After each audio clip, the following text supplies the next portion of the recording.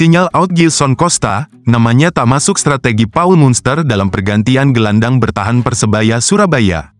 Kekalahan perdana Persebaya Surabaya di kandang musim ini menjadi momen yang mengejutkan. Bermain di Gelora Bung Tomo, Green Force harus mengakui keunggulan Malut United dengan skor 0-2 pada laga yang digelar Jumat, tanggal 17 Januari tahun 2025.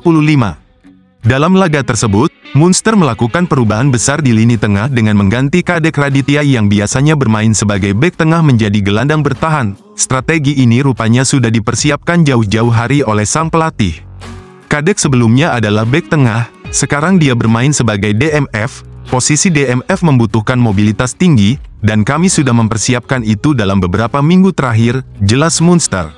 Pada babak kedua, Kadek digantikan oleh Andre Octaviansyah, yang dinilai lebih segar dan mampu menambah energi di lini tengah.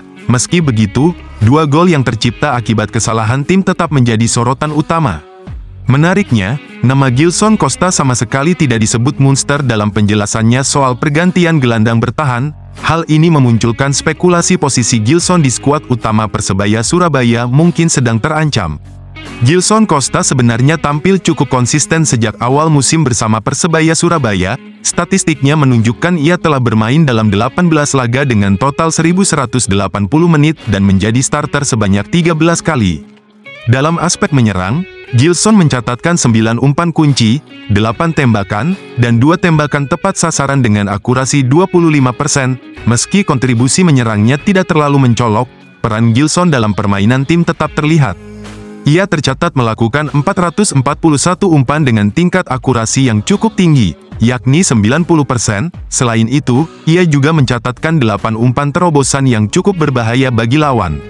Di sektor pertahanan, Gilson Costa menjadi pemain yang rajin melakukan tackle dengan total 50 kali, meski hanya 26 diantaranya berhasil. Ia juga mencatatkan 28 intercept, 11 sapuan, dan 2 blok tembakan.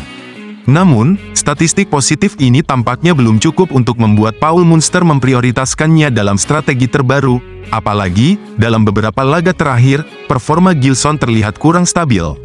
Kehadirannya di lapangan kerap disorot karena beberapa kali gagal memberikan kontribusi maksimal dalam transisi permainan. Hal ini semakin mempertegas sinyal posisinya di tim utama Persebaya Surabaya bisa saja digantikan. Absennya nama Gilson Costa dalam strategi Munster menjadi tanda tanya besar bagi para pendukung. Apakah ini berarti Gilson akan kehilangan tempatnya di tim utama atau bahkan berpotensi hengkang pada akhir musim? Persebaya Surabaya kian melempem, andai saja dapat pelapis Francisco Rivera.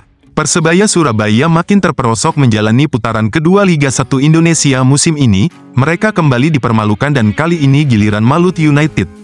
Yang menjadi sorotan adalah permainan Persebaya yang tampak kurang taktis dari sebelumnya. Banyak peluang tercipta, namun gagal dikonversi menjadi gol. Banyak pihak berspekulasi, khususnya bonek maupun bonita selaku pendukung setia Persebaya, kurang tajamnya peluang lantaran absennya sang jenderal lapangan tengah, Francisco Rivera, yang masih terkendala masalah kebugaran. Ketiadaan gelandang asal Meksiko itu di lini tengah Persebaya membuat permainan Green Force tampak berubah. Tak ada lagi aliran deras dalam menciptakan peluang sekaligus mengatur tempo permainan. Permainan Persebaya tampak monoton tanpa Rivera. Permainan Green Force mungkin lebih hidup andai saja Rivera bugar untuk menjalani duel tersebut. Namun, apa boleh dikata, Rivera masih menjalani proses pemulihan, dan belum diketahui sampai kapan gelandang berusia 30 tahun itu bakal dimainkan Paul Munster. Pertanyaannya kini, kenapa manajemen maupun staf pelatih tidak memanfaatkan bursa transfer paruh musim untuk mencari playmaker pelapis Rivera? Persebaya justru merekrut pemain asing, seperti Dime Dimov sebagai pemain bertahan, serta Dejan Tumbas sebagai pemain bernaluri menyerang. Padahal, secara statistik di putaran pertama musim ini, lini pertahanan Persebaya sangat solid ketika Paul Munster menduetkan Slavko Damjanovic dan Kadek Raditya. Kini, Persebaya bergantung kepada Damjanovic dan Dimov, sementara Tumbas lebih diprioritaskan di lini serang. Ia bisa main di posisi sayap kanan atau sebagai target man. Andai saja Persebaya memilih playmaker, mungkin ceritanya akan berbeda. Dan, mayoritas bonek menyesali kebijakan itu. Mereka kini tinggal berharap sang jenderal pulih secepatnya. Persebaya Surabaya tumbang 3 laga beruntun, bonek desak manajemen evaluasi Paul Munster menggema. Persebaya Surabaya kembali menelan pil pahit usai mengalami kekalahan ketiga secara beruntun di Liga 1 Indonesia 2024-2025. Lebih menyakitkan lagi, ini menjadi kekalahan kandang pertama Persebaya Surabaya di Gelora Bung Tomo musim ini. Para bonek pun meluapkan kekecewaannya di berbagai platform media sosial. Di kolom komentar Instagram @persebayafans.27, banyak bonek menuntut evaluasi terhadap pelatih Paul Munster. Tidak sedikit yang mengkritik minimnya taktik dan lemahnya lini serang Persebaya Surabaya. Paul Munster berada dalam tekanan besar untuk segera mengembalikan performa tim.